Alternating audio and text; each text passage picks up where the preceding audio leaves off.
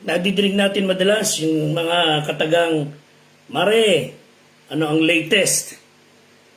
Yung salitang marites ay nadidikit sa hindi magandang pag-uugali ng Pilipino sa ngayon at lumalabas na chismis ang tinutukoy. Tayo po ay nasa panahon kung saan sa dami ho ng problema, minsan nagiging catharsis ng tao pag-usapan yung buhay na may buhay. Marahil nakakagaan sa kalooban, madalas nakakapaminsala. Yung nakakarinig at yung pinagmumulan. Tulungan tayo ng Diyos na paamuhin ang ating dila. Dahil ito po ay napakamapanganib kapag ka ito ay hindi natin napaamo at hindi natin napasunod. Let us muscle the muscle sa ating pagkatao. Magandang araw sa atin lahat. Ito po yung lingkod Fred de Guzman ng Squad 244 at nagagalak po tayo kapiling ang mga kapatid natin sa Bulacan at sa of course buong bansa at mga kapatid natin sa labas ng ating bayan. Importante malaman natin kung anong sinasabi ng Diyos. Or should we say, how to tame our tongue? Sa pamumuno po ni Patrolman Jason Reville, kasama rin po natin si Police Corporal Joderick Benedictus, Police Staff Sergeant Adio Burgess, Police Master Sergeant Fernando Datig, Police Master Sergeant Michael Bermejo, Police Master Sergeant Ryan Garcia, ganyan po si Police Senior Master Sergeant Will Ray Guillermo, ang ating squad leader, si Police Chief Master Sergeant Sir Joseph Aquino. Yung pong ating pag-uusapan ay napaka-importante sapagkat pag hindi natin napaamo ang ating mga dila, most likely we would create damage hindi lang sa ating sariling buhay, kundi sa ating kapwa. Tulungan tayo ng Diyos na this muscular organ na kung tawagin ay dila ay hindi lamang mapakinabangan sa ikatitibay ng ating kapwa, hindi lamang of course panlasa ng mga pagkain, but we should always be aware that the tongue is the meanest member ng ating pagkatao. May pagkasalbahe, ika nga sa salitang kanto. Pakinggan niyo sinabi ng Santiago 3, talatang 6, ang dilay isang apoy, ang sanglibutan ng kasamaan sa ating mga sangkap ay dilit iba't ang dila na nakahahawa sa buong katawan at ang dilay pinagniningas ng impyerno. Sapagkat ang bawat uri ng hayop at ibon ay pinaaamo at napaaamo ng tao, datapwat ang dila ay hindi napaaamo ng sinumang tao. Isang masamang hindi nagpapahinga, refers to the dila, na puno ng lasong nakamamatay. Ito ang sinabi ng Biblia, na kapag tayo po hindi nag-ingat na magbitiw ng mga salita, ipahahamak natin ating sarili nakamamatay ng matinong buhay. Nakapagsalita na po ba tayo ng mga bagay, mga kataga na how we wish we could take it back. Mga salitang binitiwan natin sa ating kapwa o sa ating mahal sa buhay na nagsisi tayo sapagkat alam natin hindi tama, but we just said it at sinabi natin sana mabawi ko yung aking sinabi. Alam niyo, ang Panginoong Jesus po ay may pagkakataong matalas ang kanyang dila. Tayo rin naman, when we tell the truth, it always hurts. Iba ho yung nagsasabi ka ng totohanan to help others, to enlighten others, to uplift others. Of course, ating mamahal sa buhay, una sa lahat. Pero iba po yung ang gamit nating dilang ito ay sadyang nakakapamerwisyo at nakapamiminsala ng buhay. Sa pagsasabi ng totohanan, non-negotiable. It would either hurt, but the truth always helps. Pagka pinakinggan natin. Pero wika nito, sa Matthew 12, tinipon sinabi ng Bible sa verse 34, kayong lahi ng ulupong, paano kayo na masama ay makapagsasalita ng mabuting bagay? Pagkat sa kasaganan ng puso, nagsasalita ang bibig. Ang mabuting tao sa kanyang mabuting kayamanan, kumukuha ng mabuting bagay, at ang masamang tao sa kanyang masamang kayamanan, kumukuha ng masasamang bagay. Sabi ni Kristo, sinasabi ko sa inyo, na ang bawat salitang walang kabuluhan, na ating sabihin, ay pagbibigay sulit natin sa paaron paghukom. Again, ang Panginoong Diyos po ay, sa tuwing magsasalita siya, matalas. At iyon po'y nakagagaling, nakaiinam ng pagkatao. Yun siyang dapat natin gayahin. But if our words, na intensyon lamang ay mangdahas, manglait, put down somebody, that is the very reason why we have this lesson, you should tame your tongue. James 1:26, kung ang sino man ay nag-iisip na siya'y religyoso, samantalang di pinipigil ang kanyang dila, walang kabuluhan ang kanyang panampalataya. Dinadaya niya ang kanyang puso. So, kapag ka ang dilang ito ginamit ng mga tagapagsalita para tulambas, laitin, maliitin ang kapwa, tirahin ng wala sa lugar ang mga tao, siya po ay nandadaya ng kanyang puso at walang kabuluhan ng kanyang panampalataya. There were many great men and women down through the ages na nagsasabi sa atin lagi, even up to now, that all the time you should learn to check or cage the tongue. For example, si Will Norris, wika niya, if your lips would keep from slips o madulas, 5 bagay ang dapat nating isipin lagi para hindi tayo makapaminsala at makapag-downgrade ng tao. Learn to whom you speak, of whom you speak, how, when, and where. Sabi ni Publius, isang matalinong tao mula sa Greece, he put his finger on the technique that we always tend to forget when he admitted, I have often regretted my speech, never my silence. Siyang tunay. Lagi na tayo sa ating malalaman ng ating pagkakamali, nagsisisi tayo sa ating mga nasabi, but never we regretted our silence. So, kaya tayo merong 2 tenga, 1 bibig, so that we could speak less and listen more. Si King David, sabi niya sa Psalm 39:1, I said, I will take heed to my ways, that I sin not with my tongue.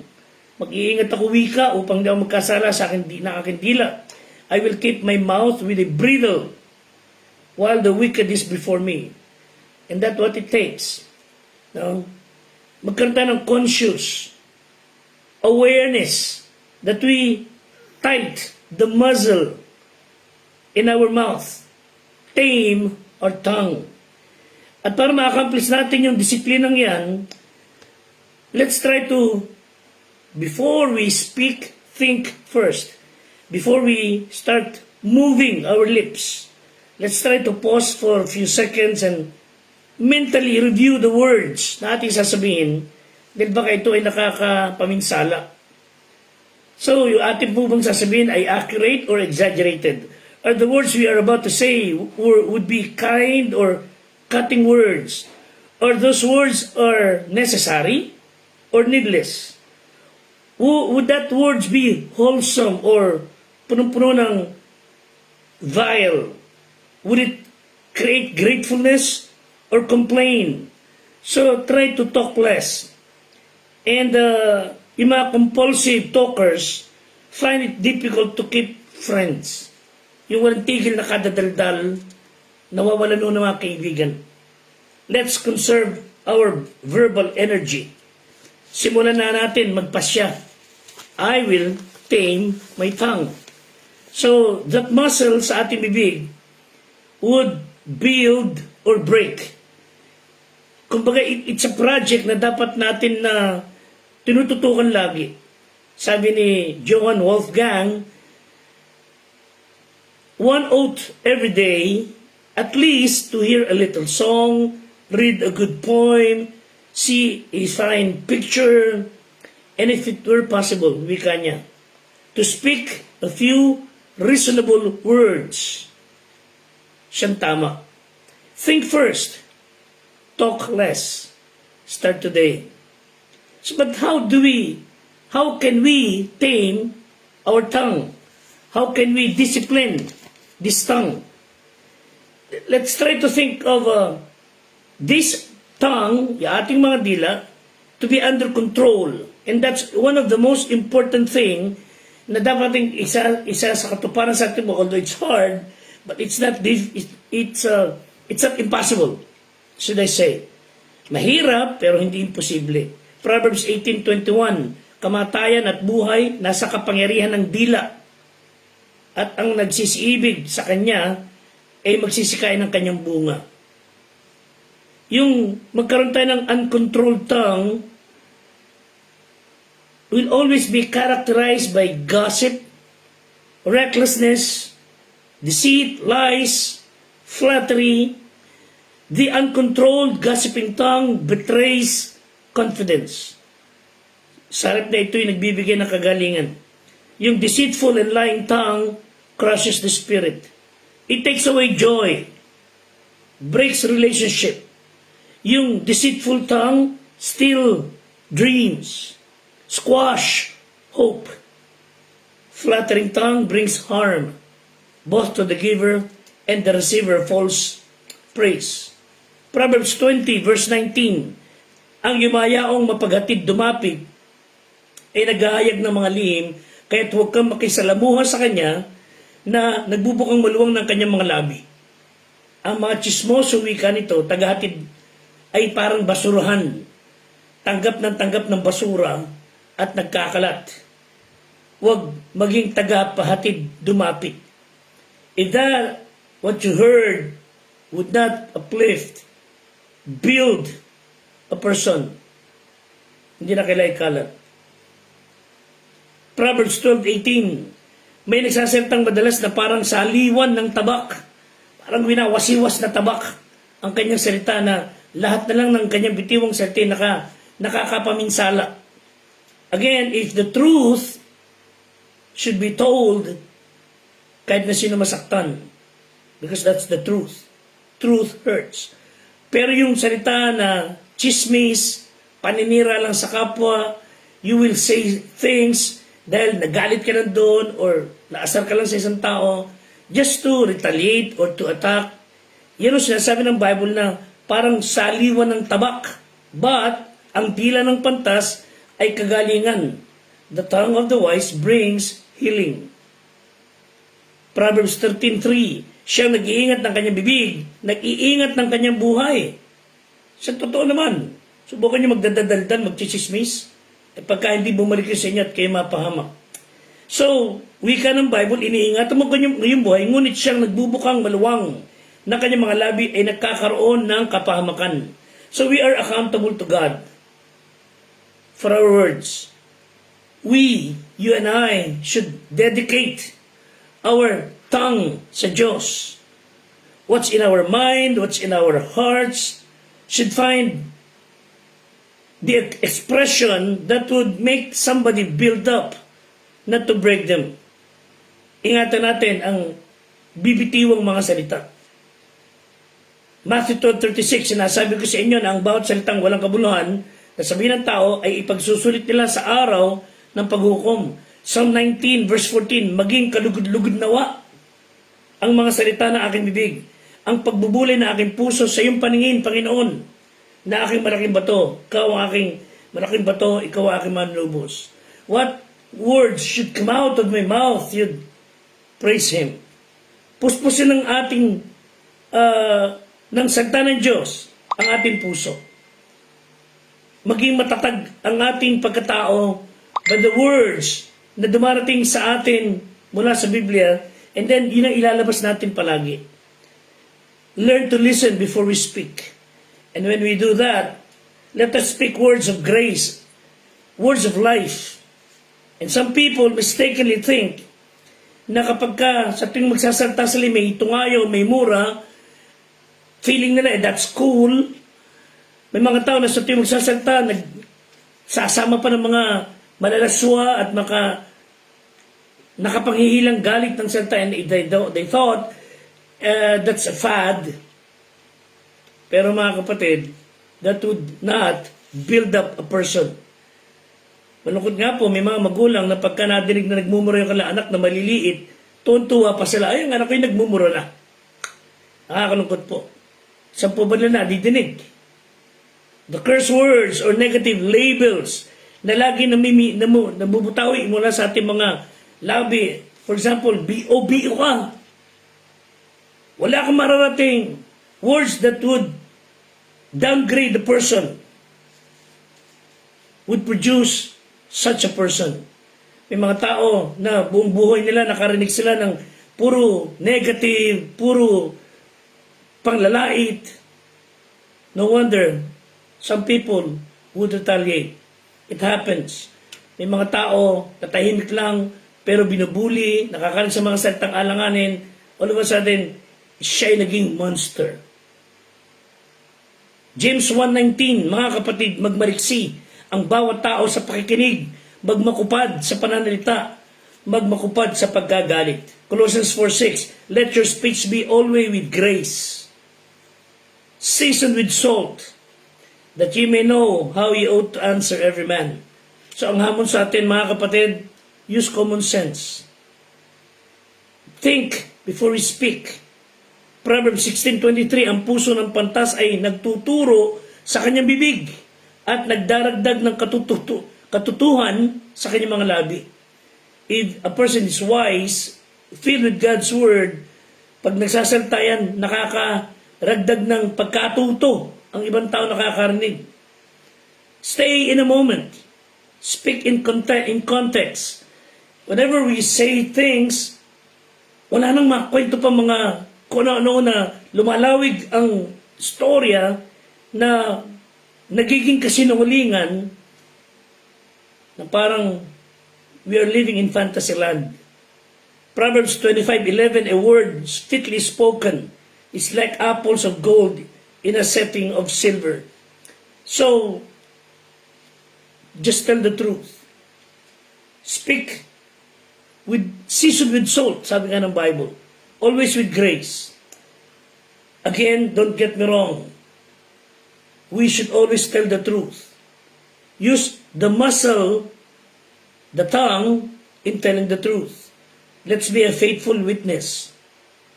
Exodus 20:16, huwag kang magbibintang sa iyong kapwa. Speak truthfully. Exodus 20:16, huwag kang magbibintang sa iyong kapwa.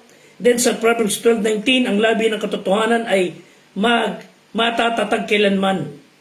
Ngunit ang sinungaling na dila ay sa sandali lang. Ang taong nabubuhay sa sinungalingan, ang taong ayaw sa katotohanan, hindi naglalawig ang buhay. Manapi ikinapapahamak niya. And don't be an instrument of the enemy to spread lies. Proverbs 15:2, the tongue of the wise useth knowledge aright, but the mouth of fools poureth out foolishness. No to fake news, no sa mga hindi totoo. Exodus 23:1, huwag magkakalat ng kasinungalingan. Huwag magiging chismosa.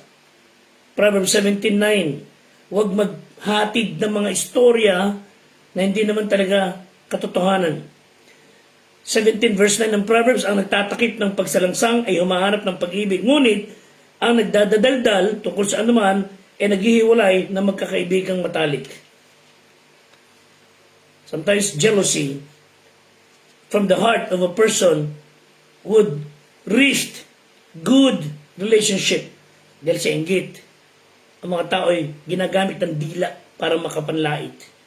Gamitin natin yung salita natin to bless others, not to curse. Lahat po tayo, ako, lahat tayo, always had that tendency to use our tongue para makaganti, tumabla sa mga sa atin nanunukat. Romans 12:14, bless those who persecute you, bless and curse not. James 3:9-10, yung dila na siyang ating ipinagpupuri sa Panginoon at sa Ama, siyang ating ipinanglalait sa mga taong ginawang ayon sa larawan ng Diyos, sa bibig din lumalabas ang pagpupuri at paglait. Mga kapatid ko, wika ng Bible, ang mga ito hindi nararapat. Yung dilang ito, gagamitin natin panglait sa kapwa, to downgrade them. Yung mga tao yun, nilikha po ng Diyos yun, tulad natin na mahal ng Diyos. Do not be an instrument of breaking down people. And don't be a vulgar person. Ephesians 5:3, ang karamihan man, mga mangmang na pananalita, pagbibiro na di nararapat, huwag malaman sa atin, kundi tayo magpasalamat. Huwag man lang masambit, wika ng Bible. Don't be bragging on yourself. Proverbs 27:2, purihin ka ng ibang tao at huwag ng iyong sariling bibig. Ng iba at huwag ng iyong sariling mga labi. So it's better to bite our tongue than to eat our words. Simple mga paalala sa ating lahat, lalo sa aming mga mangangaral, na we should learn to tame our tongue. Just tell the truth. And nothing but the truth. So, may God help us. And may God bless you. Salamat po sa iyong pakikiisa. Until next time, be safe.